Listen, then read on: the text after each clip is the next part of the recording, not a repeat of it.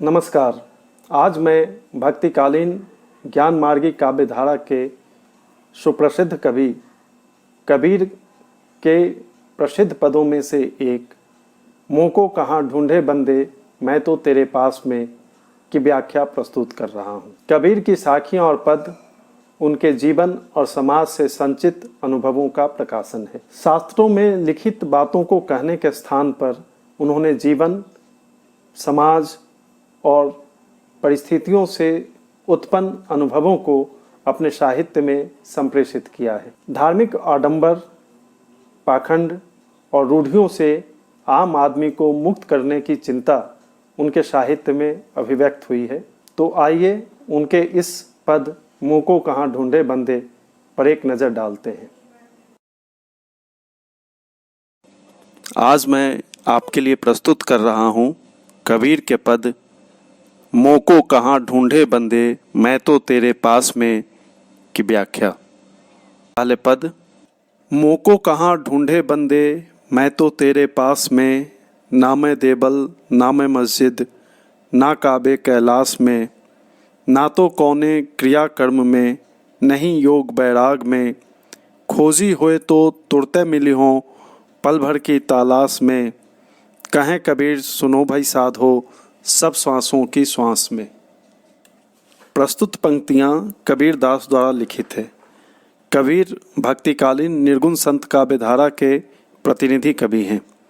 अपने युग और समाज को उन्होंने अत्यंत निकट से देखा तथा उससे संचित अनुभवों को अपने पदों में अभिव्यक्त किया है। उनकी कविता गहन आत्मानुभूति तथा आँखीं देखी सत्य का प्रकाशन है।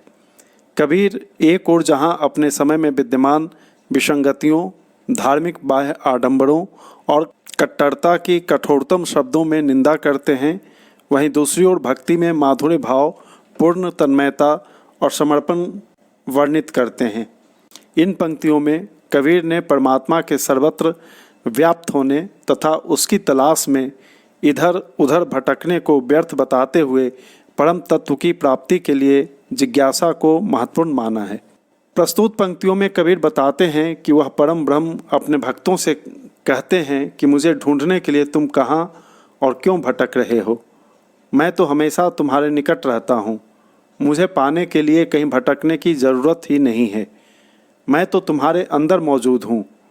तात्पर्य यह है कि भक्त ईश्वर को प्राप्त करने की लालसा लिए व्यर्थ में भटकता फिरता है, लेकिन वह अपनी अंतरात्मा में नहीं झांकता है।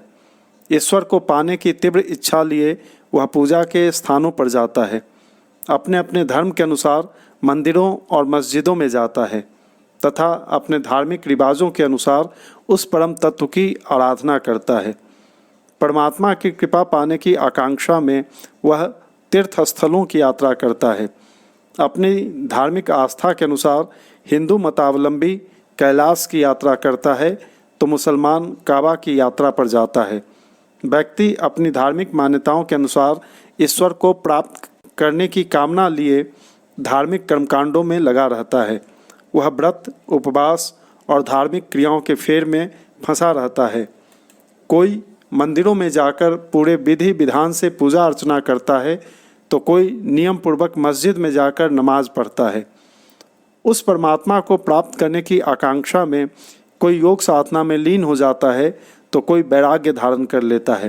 कहने का तात्पर्य यह है कि परमात्मा को पाने की तीव्र इच्छा मनुष्य के मन में होती है और इसके लिए वह प्रयास करता है, लेकिन ये सभी प्रयत्न बाहरी और कर्मकांड मात्र होते हैं। व्यक्ति उनमें ही भटकता रह जाता है, लेकिन उसे उस परम ब्रह्म के दर्शन नहीं होते। कबीर कहते हैं कि वह परमात्मा तो हमारे श्वासों में ही समाया हुआ है और हमारे अंतरतम में विद्यमान है। हर एक श्वास के साथ वह ब्रह्म हमारे शरीर के अंदर प्रवेश करता है। उस ईश्वर को पाना अत्यंत सहज है, बशर्ते हम उसे खोजने का सही ढंग से प्रयास करें। हमारी गलती यह है कि हम अपने अंदर झांकने की जगह उसे बाहर तलाशते फिरते हैं। जिस व्यक्ति के अंदर ईश्वर को खोजने की सच्ची लगन और खुली दृष्टि होगी उसे वह तुरंत मिल जाएंगे, क्योंकि वह उन्हें मंदिर मस्जिद में या कहीं अन्य जगह पर ढूंढने की बजाय अपने हृदय में झांक कर देखेगा। समग्र रूप में कबीर सांसारिक मनुष्य को यह संदेश दे रहे हैं कि परमात्मा की खोज में धर्म के बाहरी आडंबरों में अपना समय बर्बाद मत करो और व्यर्थ में भटकते मत रहो। उस परम ब्रह्म को पाना अत्यंत सहज है और इसके लिए केवल अपनी अंतरात्मा में झांकने की जरूरत है, क्योंकि वे मनुष्य के अंदर ही मौजूद हैं। वास्तव में कबीर यह कहना चाहते हैं कि एक अखंड परम ज्योति जीव के भीतर वास करती है। सबके भीतर वही ज्योति प्रकाशमान है, लेकिन आत्म तत्व को नहीं समझने के कारण अज्ञानतावश जीव धार्मिक कर्मकांड में अपना समय नष्ट करता रहता है, भटकता रहता है। ईश्वर सहज रूप में प्राप्य हैं, पल भर में मिल सकते हैं, केवल खोजने की दृष्टि और सच्ची आस्था होनी चाहिए। इस पद में कबीर परमात्मा को प्राप्त करने के लिए धर्म के बाह्य रूप का निषेध कर अंतःकरण की ओर देखने का संदेश दे रहे हैं। इस कथन में प्रगाढ़ मानवीय लौकिक भावना और सहज संवेदना व्यक्त हुई है। अत्यंत सहज सरल भाषा शैली में कबीर ने परमात्मा को प्राप्त करने का रास्ता बताया है। काव्य कैलाश और कौने क्रिया कर्म में क वर्ण की आवृत्ति होने के कारण अनुप्रास अलंकार है।